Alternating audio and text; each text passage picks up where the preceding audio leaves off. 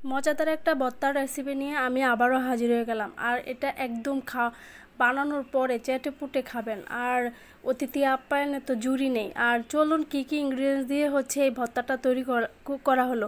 আসসালামু আলাইকুম ভিউয়ার্স, কেমন আছেন সবাই? আশা করছি ভালো আছেন। আমি আবারও হাজির হয়ে গেলাম নাহাস ডিমস ওয়াল থেকে আমিনার। এটা হচ্ছে কাঁকরোলের ভর্তা।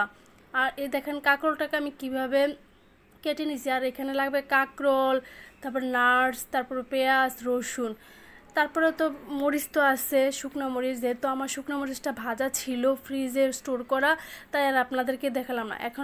এখানে হচ্ছে সামান্য পরিমাণে হচ্ছে হলুদ আর লবণ দিয়ে কাঁকরোলটাকে একটু মেখে নিব, নিয়ে হচ্ছে ভাজতে দিব। কাঁকরোলটাকে একটু পাতলা পাতলা করে কেটে নেবেন। আর কাঁকরোলটা যাতে কচি থাকে বা বিচিগুলো ফেলে দিবেন না, বিচিগুলো থাকলে আরও টেস্টটা বাড়ে। তো যাই হোক, কারা কারা কাঁকরোল খেতে পছন্দ করেন, আর যারা কাঁকরোল খেতে পছন্দ করে না, সত্যি এই ভর্তাটা যারা পছন্দ করে না তারাও খাবে এভাবে যদি তৈরি করে খান। তো মাঝখান থেকে একটা কথা বলে নেই, যারা এখনও চ্যানেলটাকে সাবস্ক্রাইব করে নেয় সাবস্ক্রাইব করে নেবেন, শেয়ার করবেন। আর কি কি রেসিপি চান অবশ্য কমেন্টস করে জানাবেন। তো এখন কাঁকরোলটার মধ্যে হচ্ছে আমি সামান্য পরিমাণে হচ্ছে সরিষার তেল আর কাঁকরোলটা দিয়ে আমি ভাজতে দিয়ে দিব। আর এরকম ঢেকে তারপরে ভাজবো। এই ঢাকনা উঠাইয়ে তারপরে একটু নেড়ে চেড়ে দিব। আর কাঁকরোলটা একটু একটু করে পোড়া পোড়া দাগ হবে, এমন না যে এটাকে কালো কুচকুচো করে নিতে হবে, সামান্য যাতে কাঁকরোলটা সিদ্ধ হয়ে যায়। তো এভাবে করে উল্টে পাল্টে কাঁকরোলটাকে হচ্ছে আমি ভেজে নিব। দেখেন কাঁকরোলের কালারটা চেঞ্জ হয়ে গেছে। এখন হচ্ছে এটাকে উঠিয়ে নিব। নেওয়ার পরে আর দেখেন এটা কত পরিমাণে হচ্ছে সিদ্ধ হয়েছে। এই যে, আর পাতলা পাতলা করে তো কাটতে হয়, অল্প আছে এটা হয়ে যায়। আর আঁচটাকে একদম অল্প আছে দিয়ে হচ্ছে এটাকে ভেজে নেবেন। তারপরে হচ্ছে একে ফ্রাই প্যানের মধ্যে হচ্ছে রসুন কোয়া আর হচ্ছে পেঁয়াজগুলা দিয়ে এটাকে ভালোভাবে একটু ভেজে নিব সামান্য পরিমাণে। আবার দেখা গেছে কি এটা আপনার বেরেস্তা আকার হবে না, সামান্য পরিমাণে একটু ভাজে নিলে খেতে অন্যরকম একটা টেস্ট আসে। তো এই পেঁয়াজ ভাজাটাও হয়ে গেছে। তারপরে হচ্ছে বাদামটাকে ভেজে নিব। বাদামটাকে ভালোভাবে ভেজে নিয়ে তারপরে হচ্ছে সিলকাটা উঠাই। তারপরে অন্যান্য যা প্রসেসিং লাগে, তো বাদাম একদম কম আঁচে ভেজে নিতে হবে। কারণ হচ্ছে বাদাম যদি বেশি হিট হয় তাহলে চামড়াটা পুড়ে যাবে। এই যে দেখেন এভাবে ছিলকাটা উঠে যাবে। তো আমি আর একটু ভেজে নিলাম, এটা একদম সাদা সাদা দেখা যাচ্ছে।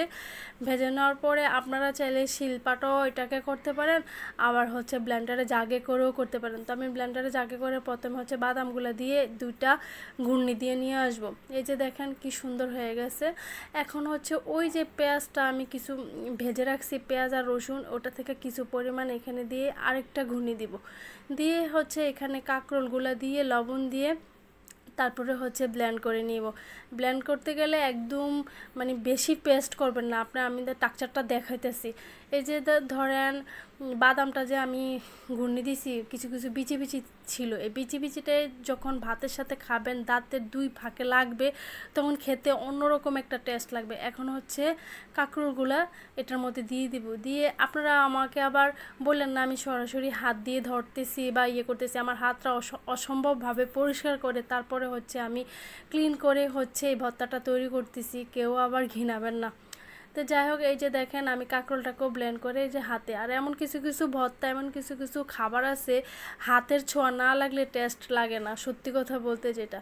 তো এখন হচ্ছে যে বাকি কিছু হচ্ছে পেঁয়াজ আর রসুন ভাজা রেখে দিয়েছিলাম, এটার সাথে মিক্সড করে দিব। আর আপনারা ঝালটা হচ্ছে নিজেদের পছন্দ অনুযায়ী দিবেন। আমি আর কি বলবো, আমার লবণ টবণ যা কিছু ছিল সবে পারফেক্ট ছিল, শুধু মরিচটা দেওয়ার বাকি ছিল। আর এখানে একটু কাঁচা পেঁয়াজ দিয়ে দিব, স্বাদটা আরও বেশি ভালো আসবে।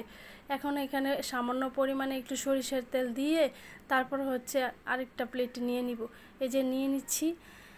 খেতে এত পরিমাণ মজা হয়েছে যা বলার মতো না। তারপরে উপর দিয়ে আরও সামান্য পরিমাণে একটু কাঁচা সরিষার তেল দিয়ে দিলে এটার ফ্লেভারটা সহকারে কাঁচা সরিষার ফ্লেভারে আর ভর্তার ফ্লেভারে আপনি মনে করেন যে অনায়াসে 2 প্লেট ভাত বেশি খেতে পারবেন। আপনার মাছ মাংসকে হার মানাবে এই ভর্তা। আপনারা অতি তাড়াতাড়ি তৈরি করে ফেলেন। আর তৈরি করে কে কীরকমভাবে টেস্ট নিছেন আমাকে অবশ্যই কমেন্টস করে জানাবেন। আর এই সিজনে কাঁকরোল অ্যাভেলেবেল আছে, অবশ্যই মানে হাতের নাগালে পাবেন। তো সবাই ভালো থাকবেন, সবাই দোয়া করবেন। Thank you for watching. আল্লাহ হাফেজ।